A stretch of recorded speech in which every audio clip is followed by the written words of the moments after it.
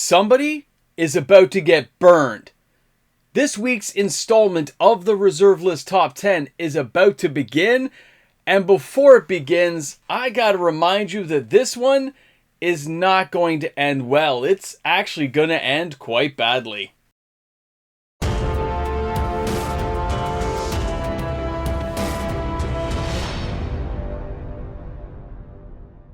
Hi everybody and welcome back. MTG Moxman here for the installment of the top 10 hottest selling reserve list cards this week. Now there's some crazy stuff going on in the market we get to talk about as we go through today's video, but before we do, a reminder, if you're shopping for any of these cards, don't forget to use my TCG Player affiliate link. It's found in the description of all my videos. Let's go to the number 10 card. This is Grim Monolith from Urza's Legacy. This card has a very expensive price tag attached to it, and it still sold 38 copies. That's $14,000 plus of sales action for this particular card. And I'm going to also note that although this card did sell 38 copies, they were not near mint. They were all medium to heavily played stuff, and a whole bunch of, and it's not part of today's list, but also a whole bunch of the World Championship Edition ones actually sold as well. About 18 of them, but they are not included in these numbers. So Grim Monolith. Now, this is an amazing card, don't get me wrong, but it's also, as we said, a very expensive card, but players have been dabbling in this market for a while, picking up copies wherever they can. This is one of those cards that a lot of players find usage for, lots of infinite combos for mana, and when we look at the price tag, it's still relatively cheap compared to many other reserve list cards that actually see considerable commander play. This one here is one you're going to want to keep an eye on, so let's get that party started and move to the next card. Now our number 9 card is Lotus Vale, and that comes to us from Weatherlight. This card actually at one point was like a $90 card. It's well below that right now, but it still had 41 sales or $1,534 for the total sales action. Now, when we look at the card, let's understand what we're walking into here. This one here is an average price of $37. That's not a lot of money for a near mint copy. When we look at the people buying it, they're buying the lightly played and moderately played, so they're saving 10 to 15% per copy. When we take a look at what the actual card does and why people are buying it, there's lots of different reasons, but this one here comes into play. You got to sacrifice 2 untapped lands or bury the Lotus Vale. There's lots of reasons right now for players to want to buy a card like this, and that's because of the landfall ability. You could put this out, you could chuck 2 of your lands into the graveyard, only to bring them back with the Ice Till Explorer or other various means. This is a card to pay attention to. It looks like it has a bit of a drawback, but it's actually a benefit depending on the deck you're building. Way to go, man. Alright, now our next card isn't one I expected to see, and this is Null Rod from Weatherlight. This one at one point was $350. It's all the way down well below $100. It had 42 sales or $3,600 of total sales action, and the copies being sold are mostly near mint. Now, this one has an average price tag of $87, which puts it kind of on par with like the Soul Stone, right? So it gives you an idea that, hey, new cards cost as much as old ones, and I guess old ones are getting more attention because they can't get reprinted. Now, when we take a look at Null Rod, let's not forget, this is a generic artifact that fits in everywhere. It's a 2 casting cost, and players cannot play any artifact abilities requiring an activation cost. This thing stops a lot of crazy stuff, and that's why it sees tons of play still. Now let's go ahead and let's also not forget that its low casting cost, geared into certain deck builds, guarantees a certain result, especially if you're not going to be using a lot of cards that are going to be counterintuitive to putting this in your deck. And for that reason and the price tag, you have a lot of players dabbling with picking up copies. Now, our next card this week is Volrath Stronghold. I did talk about this one last week. It's at $97. It's had a slow decline over the last 24 months. 45 copies this week, or $4,396 of total sales action. And the copies moving are mostly moderately played, with a few light played, a few near mint. Now, Volrath Stronghold from the Sept Stronghold is a very powerful mechanic card. Not only does it come into play untapped, this thing lets you do some crazy stuff that most players kind of bypass for the first little while till they realize how powerful the card is. Now, Volrath Stronghold, number 1, we got to remember, as a legendary land, it fits perfect into Commander. It doesn't come into play tapped, as we stated, but you get to put a target creature card from your graveyard back on top of your library. For 1 black, 1 other, and tapping the land itself, that is a very inexpensive cost to make something like this come alive and just bring back totally brutal creatures that nobody expects. That's why this thing sees tons of play in Commander. Now, our next card this week is Sliver Queen, a card, again, I didn't expect to see on the list this week, and not at the sales action we're seeing. This one here had 48 sales this week, or $15,000 of total sales action. I don't know if it's people just looking into buying Sliver decks, beefing up the deck they already have, or doing some trade in value. It seems to be a little bit of all of these things, and the good news is I didn't see any massive sales by one particular party. We see a lot of individual sales spread across the spectrum, which is very nice. The copies selling, though, are mostly heavily played and moderately played, which means there's not a lot of collector investors coming into the market right now. These are players, of course, who want to buy them. It's something always to remember. If you see somebody buying a heavily played, moderately played, they could speculate, they could be flipping later on, but generally speaking, these are players who want to hold the cards, use them, and make sure they get some good play action out of them. They protect the investment the best they can, but they realize they saved a lot of money buying a cheaper version because it was beat up. Let's go ahead and keep going along, because our next card is kind of a surprise as well. This is Academy Rector. Now, I didn't expect to see this card back on the list this week, and the sales volume actually grew. So when we look at the number 5 card with 49 sales, that's $3,626 of total sales action. That's not a huge amount of money, but we have seen that Academy Rector has slowly been gaining in value in the last couple of weeks. This one here is an average price of $74 per copy, and of course, being from Urza's Destiny, this thing is a reserve list card, and it does some crazy good stuff. But there's also players out there speculating on its future and other cards that may come along to synergize, making it a more powerful comeback card maybe a year or two from now. So Academy Rector is a 4 casting cost, 1 white and 3 other. It's only a 1/2, but let's not forget, when this thing goes to the graveyard, you can remove it from the game. But if you do, you can search for any enchantment in your deck and put it directly into play. This can be a game-ending mechanic depending on how you've built your deck. Let's not forget, this sees more than just casual play. This thing's a competitive card. It is brutally powerful, and it's only getting better with age. Our next card is Memory Jar. Now, Memory Jar has been on the list before. Urza's Legacy takes the number 4 spot, and this thing comes in with 53 sales. Again, the price is cheap right now. $1,743 is not a massive amount of money. The people buying it, surprisingly enough, we see a lot of near mint copies selling because it's only a $32 card, and it does some crazy stuff people tend to forget about until it gets used against them, and they say to themselves, why don't I have this card yet? Why have I not bought it? And again, with its price tag being as affordable as it is, this has been a major pickup for people this week.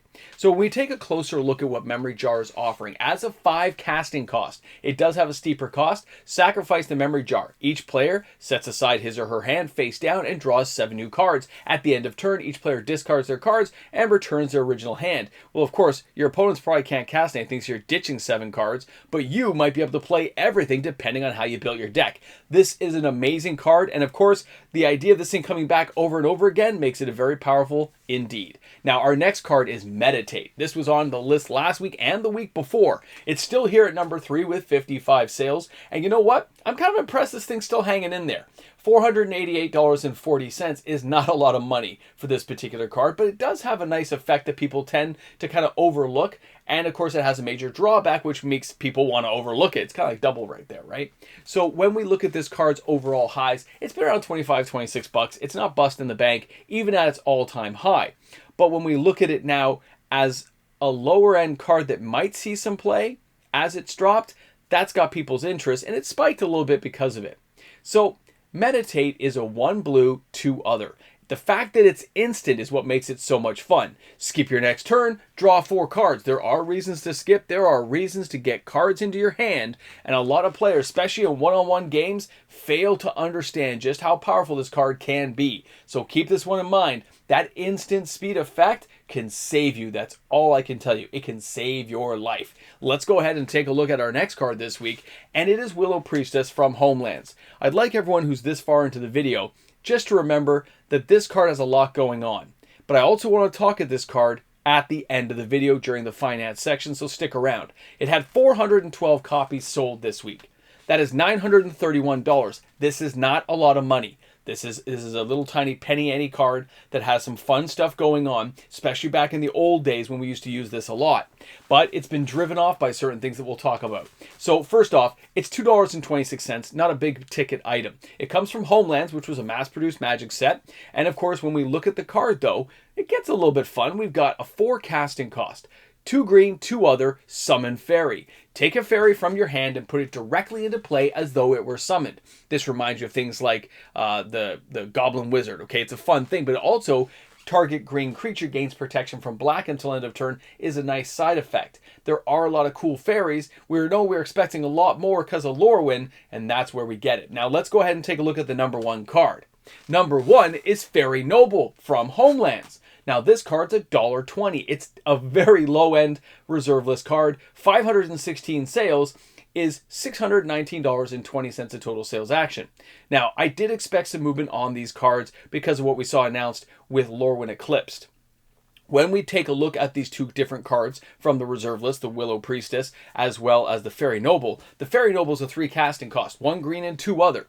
When we look at what this card can do, it's kind of nice. It's an old school fun effect. All fairies that you control get +0/+1, and then you can tap him, and then all fairies you control get +1/+0. So it's a +1/+1 effect, and it's kind of a nice thing to have around. So what exactly just happened with the market? Why are people diving into this? And that's what we've got to discuss here in the finance section. Let's talk about what just happened. The number 2 and number 1 cards are about 1,000 copies in total, sold for Willow Priestess, as well as Fairy Noble. Now, these 2 cards are low-end reserve list cards. They've had their spotlight in the sun back in 2021, where they shot up in value, only to fall all the way back down. This channel, for my patrons, we still have, a couple hundred copies, probably sitting somewhere inside our reserve list stocks. There is nothing justifying the value of these cards going up right now. There's a reason why they won't go up. Wizards of the Coast flipped the script on fairies years ago with Throne of Eldraine. They moved away from green fairies, the ones you remember in 93, 94. They moved away from them, and they moved to blue and black, which means green fairies don't really have much gameplay. So to make those cards valuable to a commander player building a fairy deck, number 1, you'd have to have some extremely strong fairies in a green color wheel. I mean powerful. 8/8s, 9/9s, skip a turn, take a turn. All kinds of fun, crazy stuff that we need to see in the modern mechanics to justify going back and looking at Willow Priestess, who could just lay cards out for you, right? You could just tap and put a card out. Give them protection to keep them alive from black things. That's great. You got the Fairy Noble, great little side card there. And don't get me wrong, you can work with changelings and shapeshifters. These things can have a place in a deck. But there's nothing that's going to justify the value going up on the card. So there was no reason to buy this card en masse. To think you were doing this is actually a large buyout, to be honest. It took a lot of hits on a lot of local stock areas I checked, and a lot of people contacted me overseas to let me know this had just happened. But I can look at this as a whole, and it's not my first rodeo. We've been here before, and we can see what's happened because history is on our side. We can always see what happened previous times these cards have sold because they're reserve list cards. There's nothing that's going to strengthen this buyout to hold its place. Now, if a person wants to buy these cards for fun because they enjoy it, they want to disturb the market, hey, it's your money, have at it. But in terms of a player who might want to buy or invest in these cards, they are readily available. They are everywhere you need them to be, and you don't have to worry about it. These cards will not hold value. They will sink back down. I know this on several levels, and I have no worries about being able to pick this card up a year from now, or 2 years from now, or 3 years from now at the prices we see, unless Wizards of the Coast decides to do something crazy. But they have no reason to. There's nothing that's going to gear them that way when they've changed the fairy mechanics of how they present them in the game to make them blue and black, generally speaking. Yes, we've still seen a few green ones here and there. I get it. I'm sure somebody will put something in the comment sections telling me that I'm wrong, and that's okay.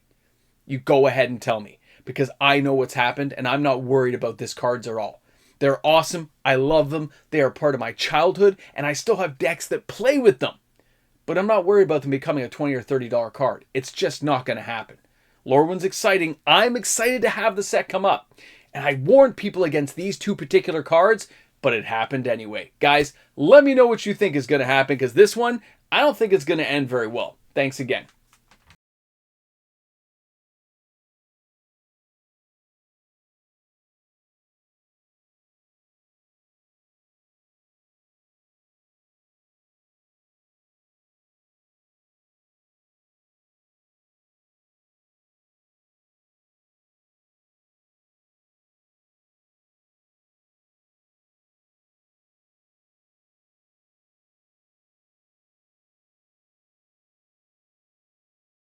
I knew it was going to happen. Welcome back, everyone. You're at the end of the year. You got your backstage pass. You're ready? All right, come on in and grab a seat. Seriously. Somewhere down here, as I continue and have continued to buy reserve list cards whenever possible, add them to orders and things for the channel, I'm sure somewhere down here I still have 50 or 60 Fairy Nobles. Probably 30 or 40 Willow Priestess myself. Okay? Somewhere in the piles. And I look at that now. And I say, I bought those, a year ago? Around that time I was buying in the dark. And it was super cheap. $1 or $2, you add them in. You didn't really notice anything. I'm not saying they're worthless cards. They're fun. But when somebody tries to do this, when the scalpers try to get involved, it doesn't end well. I don't think you can flip these for money right now. You'd have to have a real reason. And it's just not there, man. It's not there. So I'm hoping somebody just bought it for fun. Nobody reported to me that this was a bio from a particular person. They didn't say, hey, guess what I did? Which some people do for fun. They tell me, hey, I did this, man. It was hilarious. This didn't happen. Which means somebody tried to buy these. And I know for a fact, a few of the people who have bought these, bought them en masse. It was a singular sale, buying like 60, 70 copies. It's only 70, 80 bucks, don't get me wrong, but you gotta sell them somewhere, right? If you plan on flipping and doing it, unless you're a person who's gonna hold them. And if that was the case, why would you wait for the announcement of Lorwyn? You would have been buying them all along. Yeah. It's not gonna end well. But hey, a few of those cards, pretty cool to see, man. Pretty cool for a couple of them. Volrath Stronghold, way to go, man. Sliver Queen, 15 grand, bro.